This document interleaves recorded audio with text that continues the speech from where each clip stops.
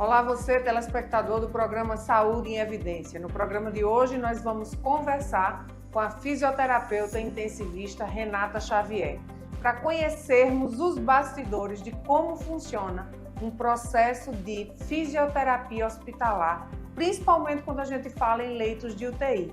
O programa está incrível e, claro, você fica com a gente. O Saúde em Evidência tem o apoio de Líder PE, Lojas LW, Memorial Imagem, Faculdade Medicina do Sertão e Impact Soluções. Muito bom dia, que bom que você mais uma vez, gentilmente, abriu as portas da sua casa no sábado de manhã para receber informação e informação de qualidade aqui no programa Saúde em Evidência. Hoje nós estaremos conversando com a fisioterapeuta intensivista Renata Xavier para conhecermos mais como funcionam os bastidores da fisioterapia, que é uma área de suma importância no tratamento e recuperação dos pacientes. Primeiramente, seja muito bem-vinda, Renata. Obrigada por aceitar o nosso convite. Obrigada, Catarina. Bom dia. É bom estar aqui no programa Saúde em Evidência. Estou à disposição aqui para a gente conversar bastante hoje sobre o tema de fisioterapia e UTI. Vamos logo começar perguntando aquilo que certamente que você está em casa também gostaria de saber. Como é a rotina? O que é a fisioterapia numa UTI? Bom, fisioterapia em UTI é uma especialização da fisioterapia. Você faz uma especialização de 2 anos do curso depois que você se forma e você vai trabalhar com pacientes críticos, né? Pacientes que estão ali precisando de uma assistência, uma monitorização contínua, né? E de uma assistência completa, não só na parte de fisioterapia, mas também na parte médica, de enfermagem, junto com os técnicos de enfermagem e, assim, abrangente em todas as multidisciplinas que tem dentro do UTI. Então, a fisioterapia UTI, ela vem para agregar junto com as outras profissões, né? E a gente trabalha fazendo diversas atividades, né? A gente já trabalha atendendo inicialmente o paciente que chega, que é admitido. A gente faz a avaliação desse paciente, a avaliação neurológica, a avaliação respiratória, a avaliação neuromuscular, a avaliação não só do sistema respiratório e osteomotor, mas toda a avaliação vascular do paciente. Então, a gente tem uma abrangência generalista também, nesse aspecto, sabe? Então, a gente vai, a partir desse momento, dessa avaliação inicial, programar os exercícios terapêuticos, as mobilizações, as técnicas mais adequadas de acordo com o que a gente encontrou ali na entrada daquele paciente. Perfeito. Renata, existe algum pré-requisito para exercer essa função? Sim. É bom que você está aí em casa saber, porque a gente sempre gosta de saber para que mãos a gente vai numa situação de uma necessidade de uma UTI. Isso. Quais seriam esses requisitos? Então, a gente tem, primeiro, que ter a formação em UTI, faz a pós-graduação em UTI. A gente tem que cumprir um estágio de 6 meses em UTI, no mínimo. E é importante que a pessoa que entre no UTI tenha uma residência em UTI. Porque você vai estar tratando pessoas que estão ali vulneráveis, né? Muitas vezes precisando de uma assistência, onde você tem um paciente grave, um paciente onde você tem que estar, onde tudo que você for fazer com ele pode ter um impacto, uma repercussão. Então, o máximo de qualificação de curso, de qualificação não só teórica, mas também prática, para estar atendendo esse paciente, é de sua importância. Então, assim, o que eu oriento para você entrar no UTI, que você tenha um estágio muito bom de UTI, além do pós-graduação, e, se possível, fazer residência em UTI, eu acho que lhe dá uma gabaritagem, lhe dá uma segurança de você atender bem esses pacientes que estão ali, né? Geralmente são 10 pacientes para um fisioterapeuta. Então, a demanda é alta. É alta, tem que ter muita habilidade, muita disposição, porque né? tem intercorrência, né? Tem paciente que você precisa botar para caminhar, para andar, para sentar. Porque o imobilismo no leito, ele causa degradação muscular, perda da musculatura, causa diminuição da amplitude articular. Então, assim, é interessante que a gente tenha essa noção de que você tem que tirar o paciente do leito, assim, se puder, se tiver viabilidade, botar ele para sentar, botar ele em pé, tirar ele um pouco daquela rotina, até para dar uma qualidade de vida mesmo àquele paciente que está ali, né?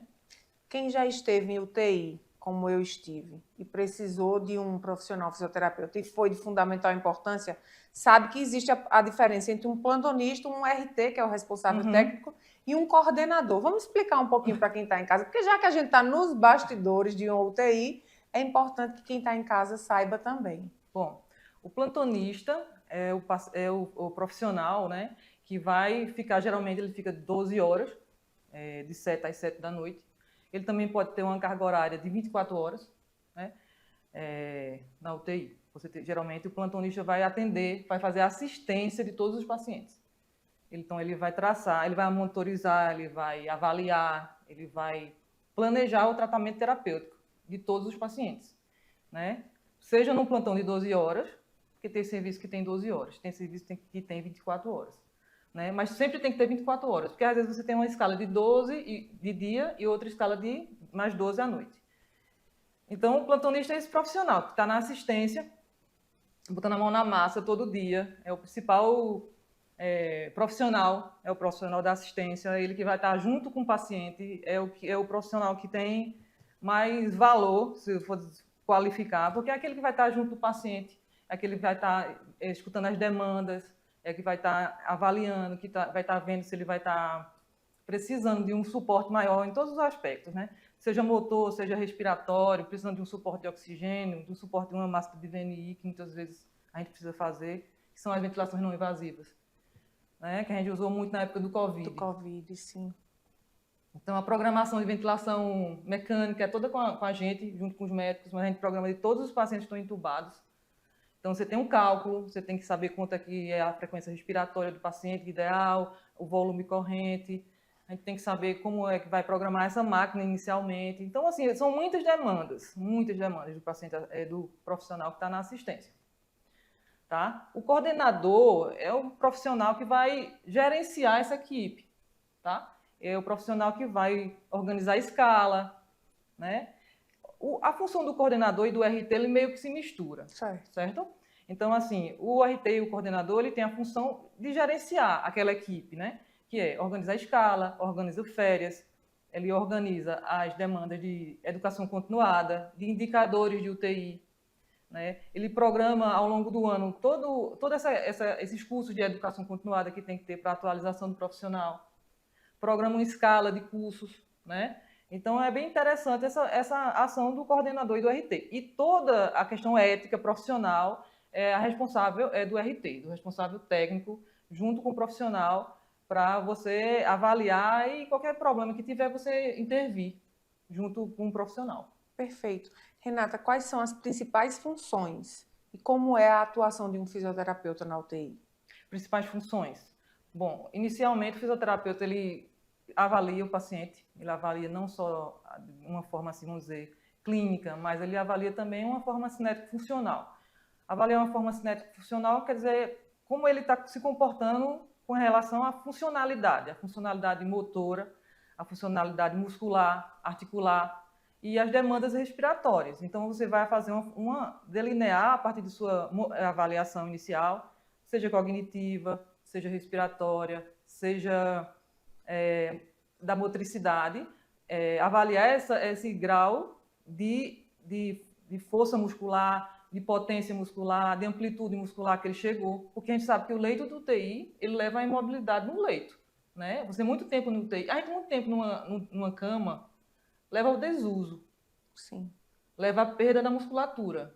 Então, quando você tem um idoso que já entra com dificuldade no leito do UTI, de andar, de sentar, muito tempo acamado, ele vai progredir para uma disfunção maior da questão motora, da questão respiratória, só em estar no leito de UTI. Porque às vezes precisa de restrição, né, no leito. Às vezes está sedado o paciente, às vezes está bloqueado. Então, esse mobilismo no leito, ele leva a essa degradação muscular. E assim, o fisioterapeuta vai intervir justamente nesse momento, né, que vai fazer com que a mobilização precoce desse paciente. Quando ele tiver estabilidade para a gente mobilizar o paciente, a gente já está intervindo.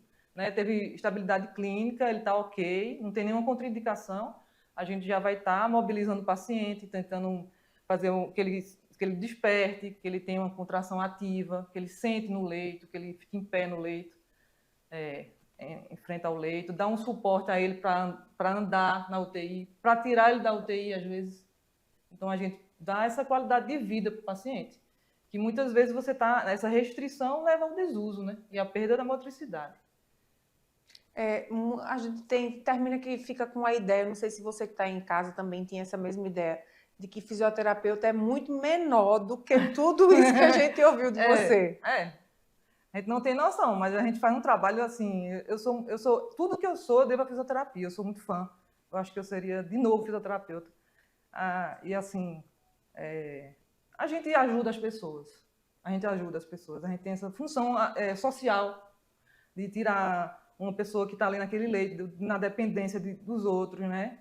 E você dá esse suporte e fazer com que essa paciente retorne a andar, retorne às suas funções diárias, dar qualidade de vida para uma pessoa que às vezes está tão fragilizada. Reabilita, né? Isso é a questão toda motora, porque a fisioterapia vem da função. Quando a gente fala fisioterapia, muitas vezes a gente está falando, às vezes o pessoal leva muito para a parte respiratória. É importante a parte respiratória, tanto quanto a motora. Mas a base da fisioterapia é a cinesiologia, que é o estudo do movimento. Tá? Então, assim, é importante tanto quanto a parte respiratória. A gente mexe muito, faz todas as técnicas de reabilitação respiratória, de demanda de técnica de ajuda de tosse, de expansão pulmonar, faz a parte de ventilação não invasiva com as máscaras, programação de ventilação mecânica, desmame dessa programação de ventilação mecânica toda com a gente. E pense, você programar como você vai respirar. Literalmente, o paciente fica nas suas mãos. Fica. Então, a gente tem que ter muito preparo, muita responsabilidade.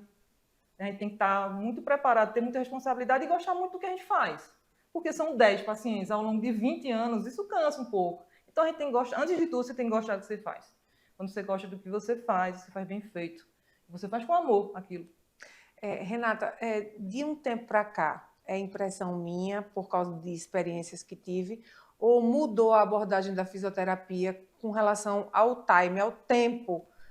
Por exemplo, eu fiz uma cirurgia importante de coluna e operei à noite, no outro dia de manhã, o fisioterapeuta já estava lá. Bom dia, vamos levantar, vamos andar. Isso. E eu tomei um choque. Pois é, às vezes, não, eu vou ficar de repouso agora. Não, você vai levantar, a gente vai fazer atividade, a gente vai ficar de pé, vai ficar contra a gravidade, vai respeitando seu momento também, sua dor, né? Porque às vezes está um pouco dolorido, mas a gente vai melhorar a marcha, melhorar o retorno venoso, né? Porque às vezes pode dar edema dos membros inferiores e a cirurgia, né? E assim, a gente já vai estimulando para não ter trombose, para melhorar o retorno venoso, bombeamento tibial-tássico, postura contra a gravidade, fortalecimento dos membros inferiores, dos membros superiores. Para quê? Para você não perder força. Maravilhoso. Está vendo como a fisioterapia é ampla? A gente vai para um breve intervalo e eu volto daqui a pouquinho para mais informações. Aqui na Impact, nós entendemos que cada negócio é único. É por isso que oferecemos uma variedade de serviços personalizados para atender às suas necessidades específicas. Desde o desenvolvimento de sites modernos e intuitivos até o design gráfico criativo, passando pelo gerenciamento estratégico de mídias sociais. Também contamos com uma consultoria dedicada a fornecer soluções estratégicas em finanças, gestão de dados e logística para empresas de todos os portes. Estamos aqui para ajudar sua empresa a se destacar no mercado. Com a Impact, você terá acesso a uma equipe dedicada e experiente, pronta para impulsionar o seu sucesso. Vamos trabalhar juntos para alcançar seus objetivos e superar suas expectativas. Salas fixas, salas virtuais e salas de reuniões. Tudo em uma estrutura moderna e funcional. Precisa de um auditório? Temos capacidade para até 60 pessoas. Perfeito para eventos corporativos. E ainda uma área de lazer para o seu bem-estar. Nas eleições de 2024, conte com nossa assessoria completa, prestação de contas, cadastro de candidatos e muito mais. Líder PE. Modernidade e eficiência para o seu sucesso. O Saúde em Evidência tem o apoio de Líder PE, Lojas LW, Memorial Imagem, Faculdade de Medicina do Sertão e Impact Soluções. E nós já estamos de volta para mais um bloco do programa Saúde em Evidência e a conversa de hoje está bem interessante, falar sobre fisioterapia, algo que a maioria das pessoas só tem acesso quando realmente precisa, mas que também depois a gente vai conversar, Renata, sobre a importância da fisioterapia, não só no processo de reabilitação, mas também, sobretudo, no processo de prevenção. Mas eu quero saber como é que o fisioterapeuta intensivista atua numa equipe multidisciplinar. Então, o fisioterapeuta, ele tem que, primeiro, ele tem que ser um profissional que fala. Ele tem que se comunicar com as pessoas. Ele tem que se comunicar com o paciente. Ele tem que se comunicar com o seu enfermeiro, com o seu médico, com o seu técnico de enfermagem. Ele tem que ouvir as pessoas, ele tem que escutar as pessoas, ele tem que falar o que ele encontrou no paciente. Ele tem que dizer, ó, o paciente está com um aumento da frequência respiratória, ele está cansado, ele está cansado aos pequenos esforços. Hoje ele está mais sonolento, o paciente está mais rebaixado nível de consciência. Então, tudo que você avaliar, sua escuta, todas as suas percepções que você avaliou do paciente, você tem que comunicar à equipe.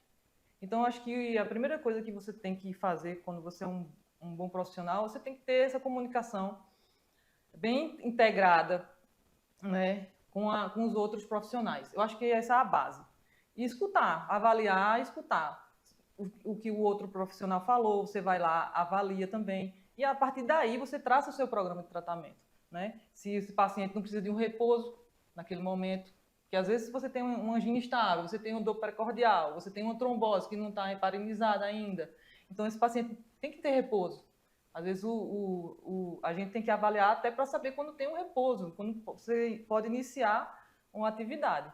Então, assim, o fisioterapeuta, junto da equipe multidisciplinar, ele tem que ter esse olhar integrado, ele tem que conhecer bastante a doença, tem que conhecer sua função ali. Eu acho que ele tem que saber qual é a sua função, principalmente, para não se misturar nas funções das outras pessoas. E, assim, você tem que estar sempre atento às intercorrências, atento às demandas daquele paciente. Você tem que estar sempre procurando ver exames laboratoriais, sempre procurando saber como é que está uma gasometria arterial que a gente faz corriqueiramente, que é um exame que avalia os gases arteriais. Então, assim, a gente tem que estar escutando os outros profissionais e falando também o que a gente pegou de informação e obteve naquele momento onde a gente fez a nossa anamnese no paciente. Então, uma intervenção do fisioterapeuta pode mudar todo o planejamento. Com certeza. A gente, não só a gente, mas uma avaliação do enfermeiro, do médico, pode dizer assim, doutor, esse paciente rebaixou o nível de consciência, está com um Glasgow abaixo de 8, não é melhor a gente tentar evoluir com intubação esse paciente, já que o Glasgow, que é o nível de consciência do paciente, está tão rebaixado? Então, assim, você tem que ter essa intercomunicação entre a equipe e escutar também. Eu acho que a principal qualidade que você tem que ter como profissional. A terapêutica, né, a estratégia terapêutica, ela tem que ser conduzida por várias mãos, né? Isso. E aí esse respeito interdisciplinar, de ouvir o outro, de mudar também a sua percepção a partir do que o outro profissional está olhando e salva vidas. Isso é muito interessante, muito interessante. Por isso que é bom quando você tem uma equipe coesa, né? Uma equipe que se respeita, que respeita a opinião do outro, porque todo mundo precisa ter a mesma opinião, mas você precisa respeitar a opinião do outro. E ter a sensibilidade de ouvir o outro dentro da ótica do outro, né? Isso é muito interessante. E aí a gente trabalha em equipe. Em todas as condutas já são traçadas geralmente na avaliação do médico que faz a visita multi. Então a gente vai dizendo o que encontrou, de paciente em paciente, e o enfermeiro, o médico, o fisioterapeuta, e traçando o plano terapêutico para ele do dia. Então, assim, você já vai avaliando o paciente, tendo sua percepção daquele paciente, você recebe um plantão de um colega, e aí na hora da visita, que geralmente é em torno de umas 10 horas, a gente tem a visita multidisciplinar, onde a gente discute todos os pacientes, todos os 10. Então, a gente tem que ter já traçado uma opinião, e aí a gente explana a opinião nossa durante a visita multi, né? Que aí vai estar o médico da UTI, vai estar o plantonista, vai estar o RT, vai estar o enfermeiro, o fisioterapeuta, e aí a gente vai discutir caso a caso todos os pacientes.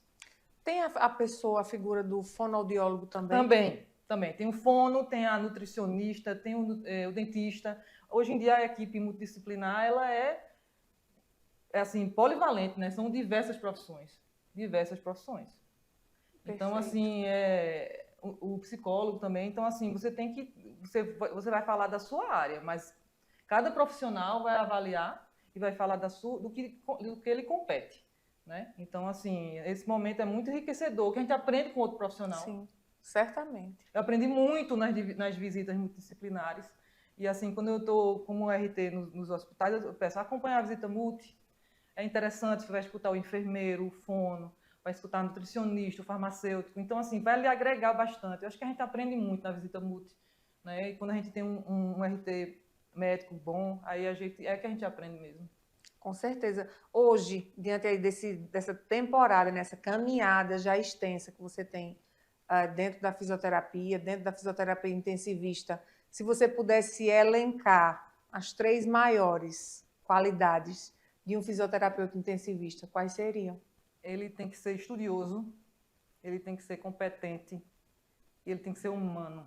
Eu acho que são as 3 qualidades que você tem que ter para ser um bom profissional. Com essas 3 qualidades de trabalho, você chega longe, você vai conseguir o que você pretende com essa profissão. Você falou numa coisa que é muito importante, porque de umas décadas para cá, talvez de 2 décadas para cá, até os slogans dos grandes centros médicos hospitalares, né, das capitais, usou muito isso, né? O cuidado humanizado. Para quem está em casa e talvez não tenha ouvido isso ou não saiba o que é esse cuidado humanizado, explica para os nossos telespectadores, Renata, qual a importância de um serviço humanizado. Bom, o serviço humanizado é de suma importância, né? Uma vez que você tem que escutar o paciente, né? Ele é a principal figura, não sou eu, não é o médico, não é nenhuma pessoa da equipe multi. A principal figura no leito de UTI é o paciente. Então, a gente tem que prezar pelo bem-estar dele. Entendeu? Então, a gente tem que estar sensível às necessidades dele. Não só fisioterápicas, não só no âmbito médico, mas as necessidades ali de vulnerabilidade, né, da pessoa como ser humano. Às vezes ele quer ver uma pessoa, quer falar com alguém, quer sair daquele local. A gente vê toda a viabilidade de a gente tirar um pouco ele da UTI, de ter uma visita, durante a visita, de levar ele lá para fora, pegar um sol, falar com a família lá fora, às vezes ter noção de se está noite, se está dia. Então, assim, isso até evita delírio de UTI, né? Que o paciente entra muito em delírio, não sei saber se é dia, se é noite, fica agitado às vezes de noite e dorme direto de dia. Então, essa humanização, assim, é uma coisa que tem que ser praticada e sempre lembrada pelo profissional que está entrando no UTI. A gente tem que estar sensível. Pense como se fosse um familiar seu, como se fosse sua mãe, como se fosse seu pai. Aí você vai ser um profissional super sensível. Eu garanto. É verdade. A empatia, né? O se colocar no lugar do outro é muito importante. E a gente vê aí, vira e mexe, tanto em redes sociais como nos jornais, a gente vê grandes centros, né? A gente está falando agora de uma coisa muito maior, de até a questão de respeitar e de encontrar o como, né? O jeito. Como é que o hospital pode abrir essa brecha, essa precedência, para que até os animais de estimação Legal, né? no jardim se encontrem com o paciente. Nossa, eu já vi algumas vezes você abrir para paciente comer uma coisa que ele gosta, né? Deixar entrar um animal de estimação que ele ama, ele vai ficar feliz. Deixar entrar um neto dele, que ele não vê há tanto tempo, está ali há, sei lá, 15 dias, não viu mais ninguém. Às vezes é o remédio. É o remédio, é o impulso, né? De vocês dizer, vou lutar, vale a pena eu lutar. Isso, né? É muito bom. Isso é muito bom. É importante. A humanização, eu acho que é um impulso que a gente tem que dar para um paciente que está muito tempo, está cansado, está desanimado. Eu acho que isso aí agrega, que isso impulsiona, faz com que ele fique mais feliz e faça com que os dias sejam mais leves ali, né? E garanta uma progressão de melhora para ele. Renata, essas casadinhas que vocês fazem entre a equipe multidisciplinar, certamente eu fiquei aqui visualizando você trabalhar, nunca a vi trabalhando, né? Mas fiquei aqui visualizando você trabalhar. Essa casadinha funciona de olhe para que a gente possa melhorar a sua performance com a fisioterapia. Eu preciso que o senhor se alimente bem. Sim. Então, termina que interfere na resposta da conduta do nutricionista. Sim. A nutrição, a gente tem uma nutricionista lá no hospital que é muito boa, Mayara, aí ela está sempre em contato com a gente. Então, a gente tem peso, o paciente chegou, quanto é que o paciente está agora.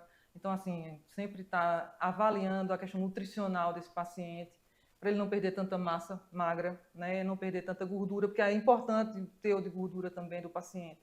Se alimentar com toda a programação nutricional estabelecida, para que não tenha um impacto de tanta perca de muscular, né? Então, às vezes, suplementar proteína.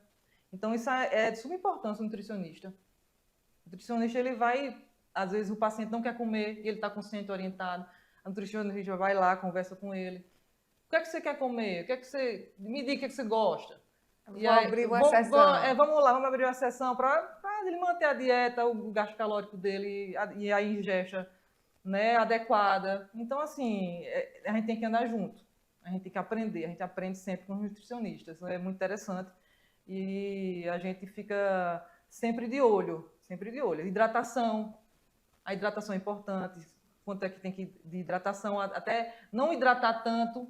Tem paciente que não pode hidratar e tem paciente que precisa hidratar. Então, assim, toda essa demanda aí nutricional, de ingestão de líquido, tudo é monitorizado, tudo isso. Chamar o paciente pelo nome faz Importante, diferença? importante. Quando a gente chama alguém pelo nome, a gente está sendo empático com ele. A gente está se aproxima dele, né? A gente gera uma empatia quando a gente chama alguém pelo nome. A gente se importa com ele. A gente não chama de leito 1, leito 2. Né? Tem nome, né? Tem nome. Tem a Renata e Catarina. Isso é muito É importante. importante. A gente vai chamar um breve intervalo e eu volto daqui a pouquinho com outras informações para você que está em casa. O Memorial Imagem está dentro do Hospital Memorial Arco Verde, o que lhe proporciona a segurança de um ambiente hospitalar, além de contar com vários serviços num só lugar: tomografia computadorizada, mamografia, ultrassonografia e raio-x. Os equipamentos possuem uma alta resolução e agora também com um novo tomógrafo de última geração e potência elevada. Tudo isso funciona 24 horas por dia, alinhado a uma equipe especializada, que oferece agilidade e confiança na execução dos resultados.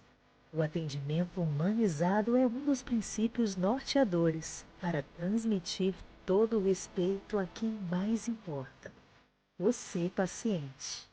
Memorial Imagem, qualidade que faz diferença na sua saúde. Conheça as lojas LW, a história de sucesso de Arco Verde que começou há 38 anos.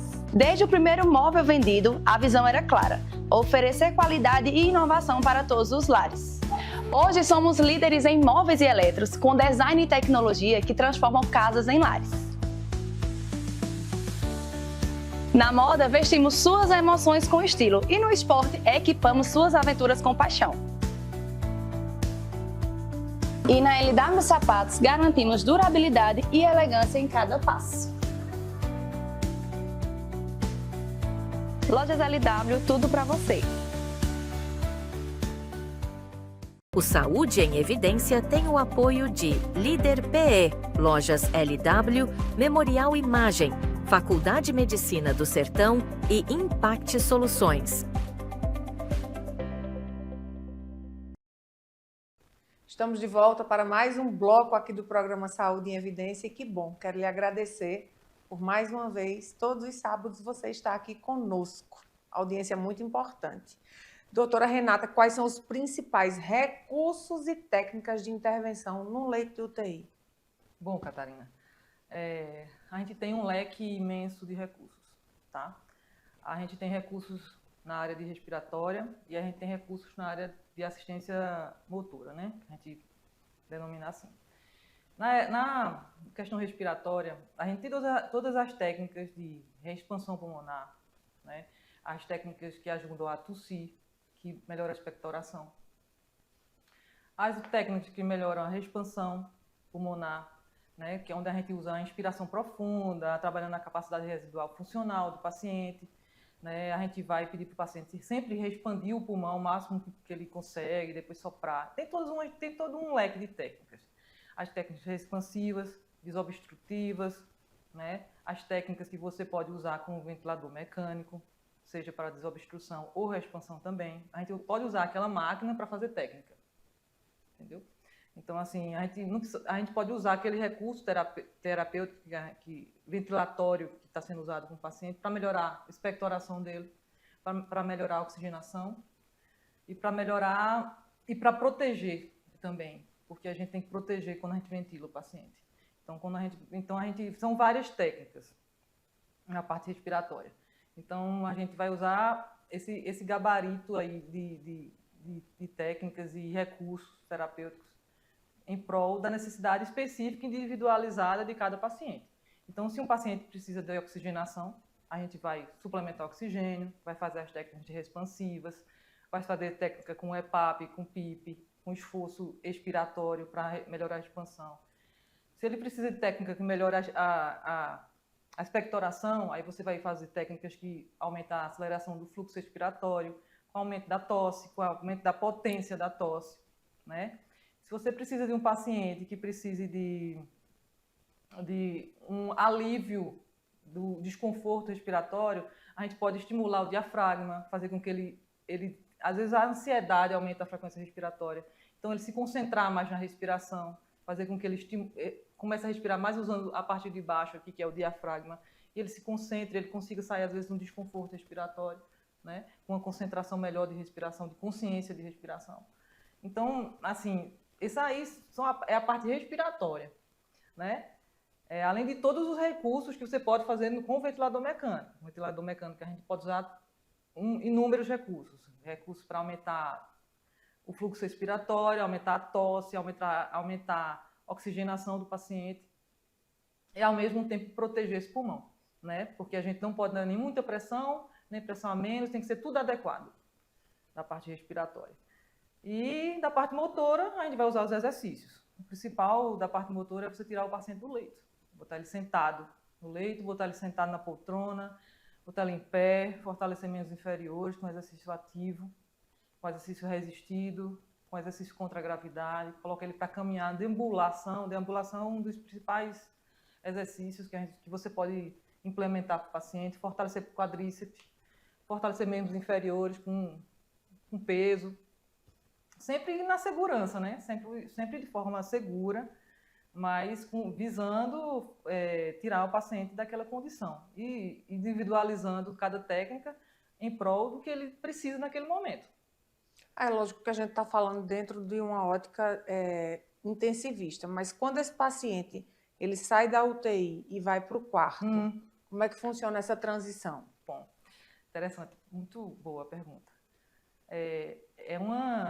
Geralmente, a gente avalia se houve perca funcional desse paciente, se esse paciente entrou andando e sentando só, e se esse paciente não consegue mais fazer isso, né? Então, assim, o interessante é que a gente não tenha perca funcional, tá?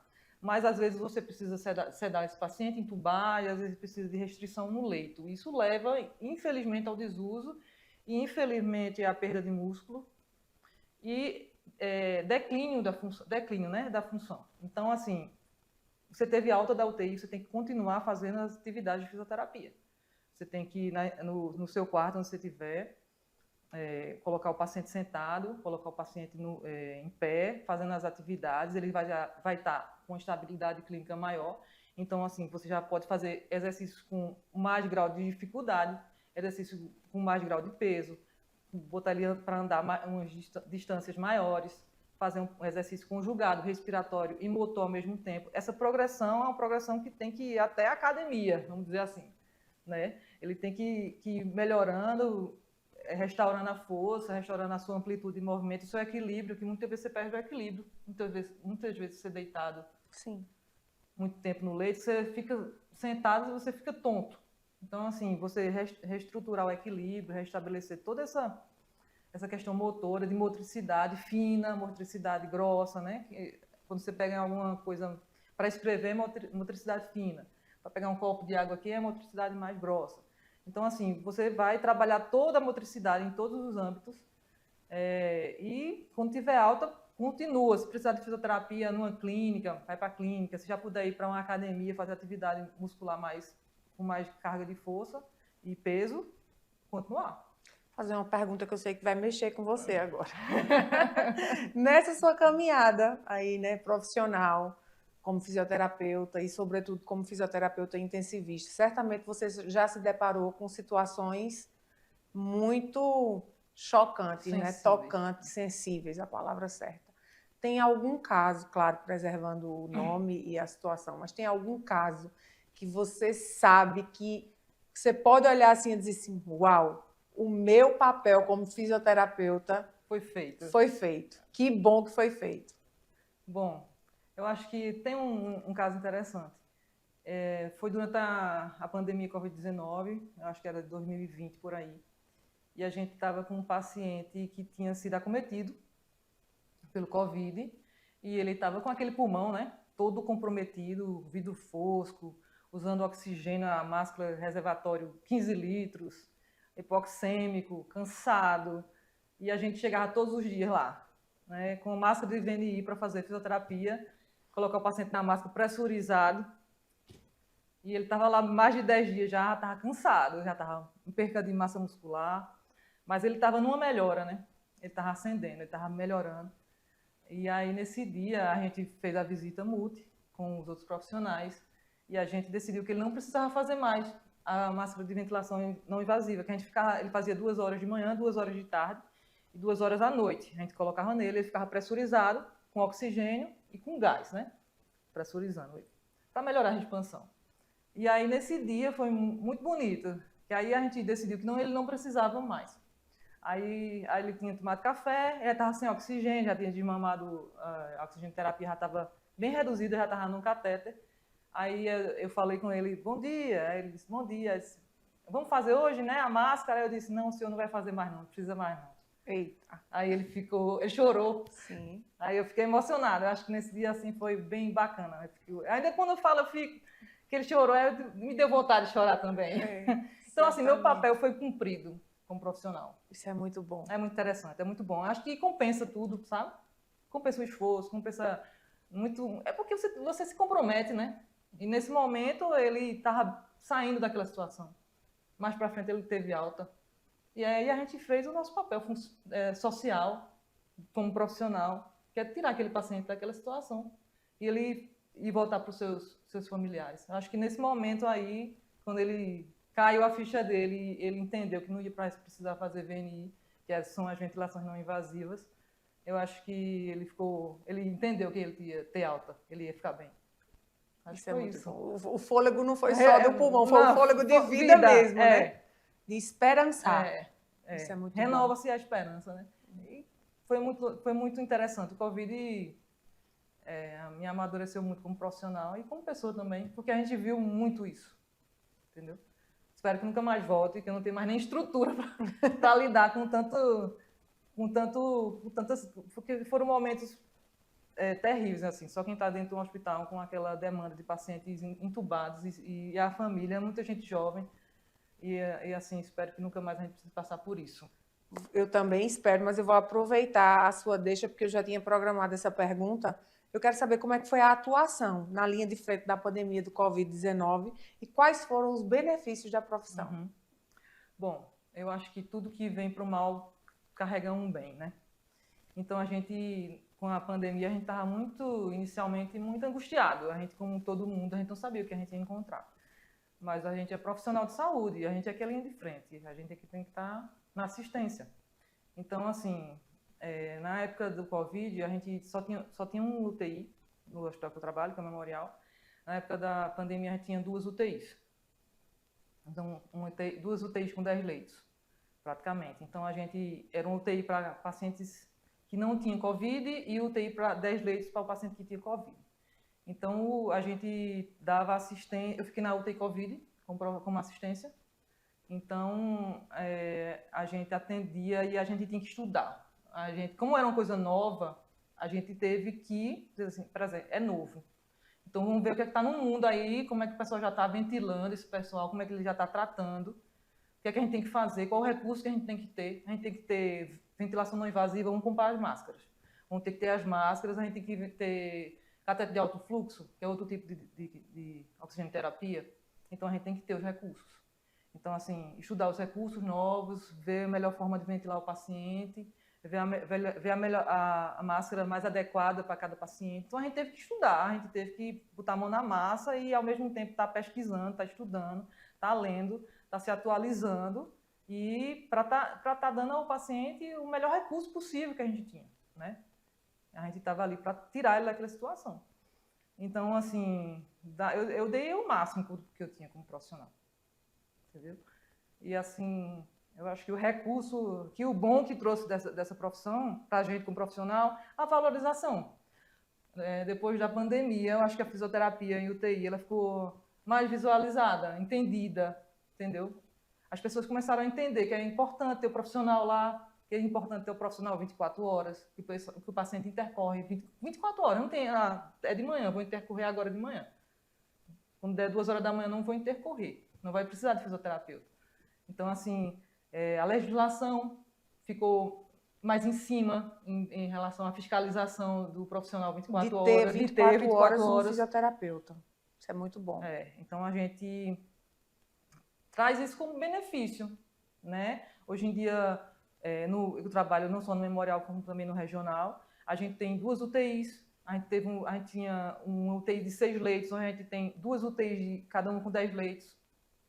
E cada uma com profissional, fisioterapeuta, cada um com sua escala, de 6 fisioterapeutas em cada UTI. Tem fisioterapeuta na vermelha, tem fisioterapeuta atendendo paciente nas clínicas. Então, assim, abriu o leque de possibilidade de contratação para esse profissional. Ele foi entendido que ele é necessário, entendeu? Então, assim, por uma questão não só de legislação, mas por uma questão de você ver a necessidade e ver como você tem a abordagem daquele profissional. Você muitas vezes tirar o paciente de um tubo, de uma necessidade de intubação. Quando você tinha fazia uma ventilação mecânica não invasiva, ou botava o paciente num catéter nasal de alto fluxo, evitando as intubações. Então, eu acho que é isso aí que a gente leva como um benefício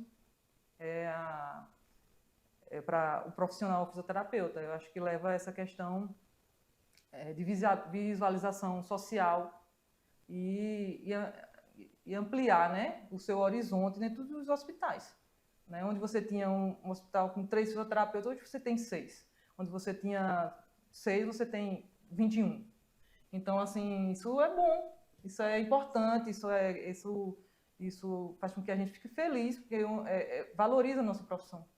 Perfeito. A gente vai precisar chamar um breve intervalo e daqui a pouquinho a gente continua a nossa conversa com a profissional fisioterapeuta intensivista Renata Xavier. Bem-vindo à Líder PE em Arco Verde, o seu espaço de negócios completo. Aqui você encontra a locação de salas fixas, salas virtuais e salas de reuniões. Tudo em uma estrutura moderna e funcional. Precisa de um auditório? Temos capacidade para até 60 pessoas. Perfeito para eventos corporativos. E ainda uma área de lazer para o seu bem-estar. Nas eleições de 2024, conte com nossa assessoria completa, prestação de contas, cadastro de candidatos e muito mais. Líder PE. Modernidade e eficiência para o seu sucesso. Conheça as lojas LW, a história de sucesso de Arco Verde que começou há 38 anos. Desde o primeiro móvel vendido, a visão era clara: oferecer qualidade e inovação para todos os lares. Hoje somos líderes em móveis e eletros, com design e tecnologia que transformam casas em lares. Na moda, vestimos suas emoções com estilo e no esporte, equipamos suas aventuras com paixão. E na LW Sapatos, garantimos durabilidade e elegância em cada passo. Lojas LW, tudo para você. O Saúde em Evidência tem o apoio de Líder PE, Lojas LW, Memorial Imagem, Faculdade de Medicina do Sertão e Impact Soluções. Estamos de volta agora para mais um bloco e agora o último bloco, e vamos aproveitar, já que a gente está aqui com Renata conversando sobre a importância nessa questão social, da relevância social que o profissional fisioterapeuta teve durante a Covid-19, toda essa importância na comissão de frente, né? Nessa linha de frente, como a gente chama. Renata, foi um tema ainda que é delicado falar, você se emocionou várias vezes, mas é preciso falar, até porque tem pessoas que ficaram com muitas dúvidas, né? E como a gente está aqui enaltecendo o trabalho do profissional fisioterapeuta, explica para a gente, que é totalmente leigo, você que está em casa, eu também, como é que funcionou e como é que funciona, né? Tem casos que precisam ainda. Aquela questão das intervenções por ventilação. Bom, Catarina, quando um paciente precisa ser entubado, ele precisa proteger a via aérea dele ou melhorar a função pulmonar, né? Então, tem momentos que é necessária a intubação. Então, depois que intuba o paciente, a gente tem as funções de programação de ventilação mecânica, né? A gente programa, então tem que programar como é que você vai respirar. Então, eu programo seu volume corrente, sua frequência respiratória, né? Quantas vezes você vai respirar por minuto. Então, eu tenho que programar a fração inspirada de oxigênio, que é a quantidade de oxigênio que eu vou estar ofertando para você. E, além de programar esses parâmetros iniciais, eu tenho que proteger o pulmão. Então, eu tenho que estar sempre avaliando alguns detalhes, que são as pressões. Eu não posso passar de algumas pressões que são relevantes, né? Então, esse ajuste, ele é feito, e essa monitorização ela é feita constantemente. Esse ajuste e essa monitoração de proteção de ventilação mecânica também é feita constantemente. Então, esse paciente vai estar ventilando ali com o ventilador mecânico e essa programação inicial vai ser feita. E ao longo da melhora dele, ela vai sendo diminuída esse suporte. Então, eu vou diminuindo as pressões, diminuindo a fração de oxigênio, né? Então, ele está melhorando a troca gasosa. Eu vou melhorando, tirando dos modos mais controlados e colocando o paciente para ventilar no modo mais espontâneo. E junto com o despertar desse paciente, né, que é quando a gente reduz as sedações, a gente, em conjunto, conversa e avalia a possibilidade desse paciente sair dessa ventilação mecânica. Então, se ele já estiver melhor, a doença já estiver melhorado, assim, a parte clínica, a parte de troca gasosa e toda a função respiratória restabelecida ou cognitiva.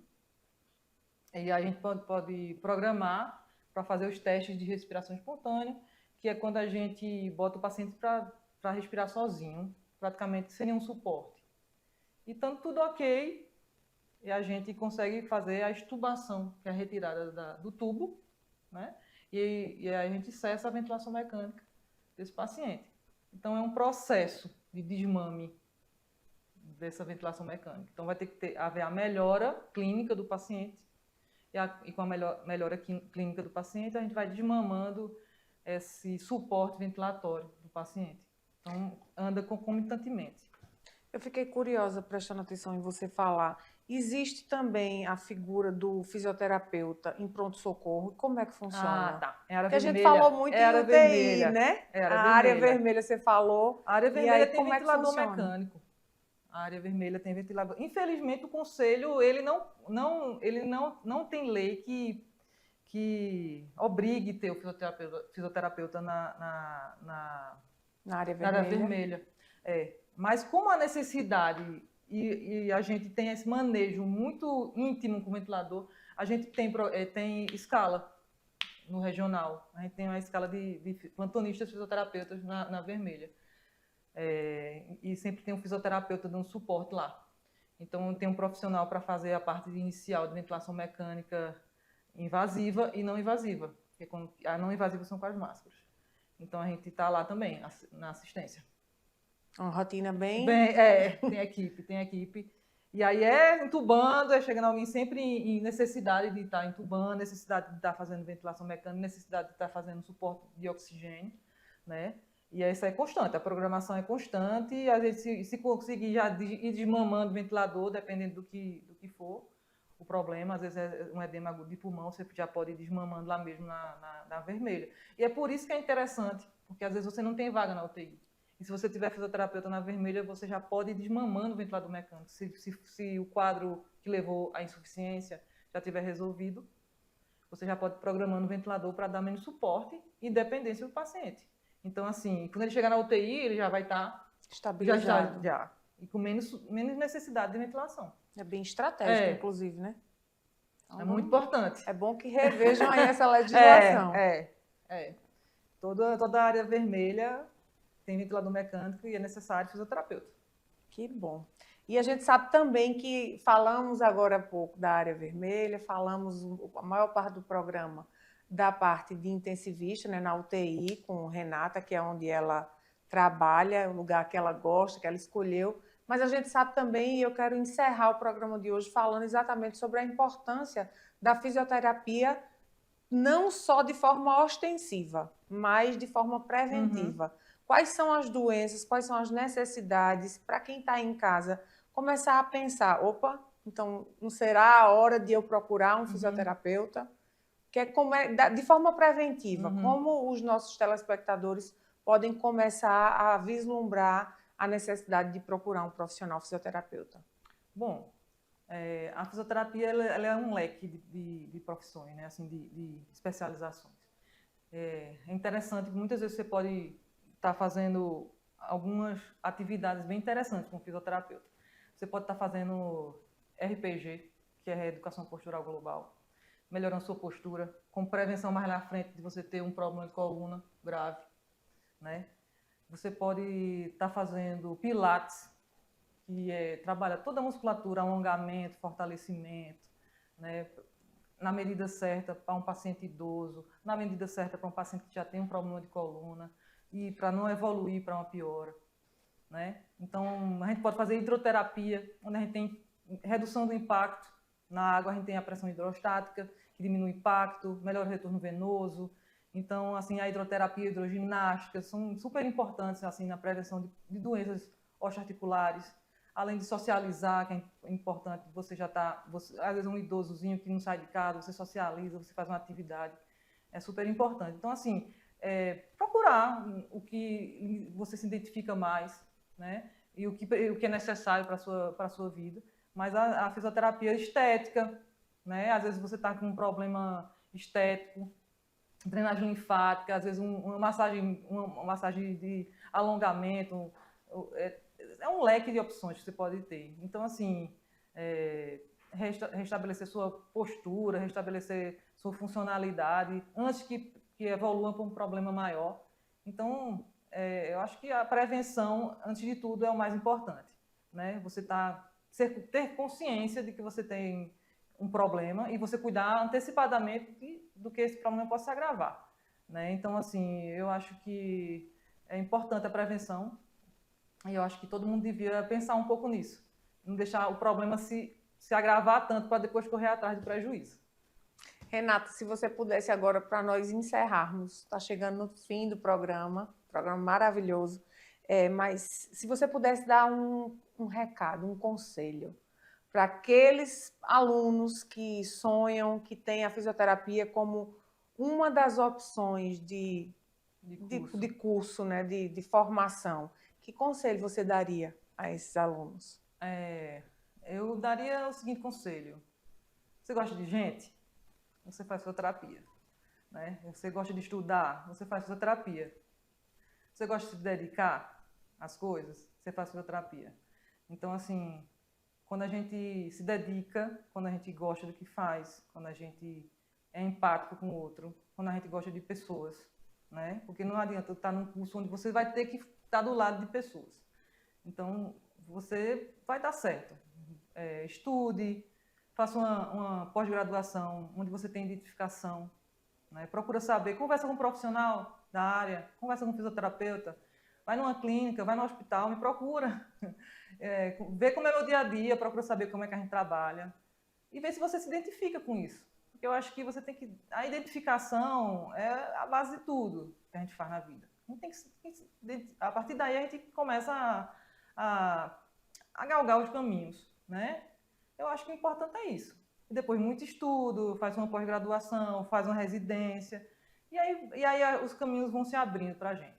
trabalho. A palavra é trabalho. A gente tem que ir trabalhando e aparecem as oportunidades mais na frente. Amando o que você faz. Mais uma vez eu quero agradecer, Renata, a sua disponibilidade de estar aqui conosco. Muito obrigada pela sua participação. Foi de fundamental importância. Enriqueceu muito o nosso sábado. Gostamos de falar de saúde, amamos conhecer os bastidores de uma UTI intensivista pelo profissional, pela ótica do profissional fisioterapeuta. Seja muito bem-vinda sempre aqui. Obrigada. Obrigada. E agradecer também, claro, mais uma vez ao Hospital Memorial Arco Verde, que cedeu a fisioterapeuta Renata Xavier para estar aqui conosco. Sábado que vem a gente tem encontro marcado pontualmente às 10 horas. Eu aguardo você. O Saúde em Evidência tem o apoio de Líder PE, Lojas LW, Memorial Imagem, Faculdade Medicina do Sertão e Impact Soluções.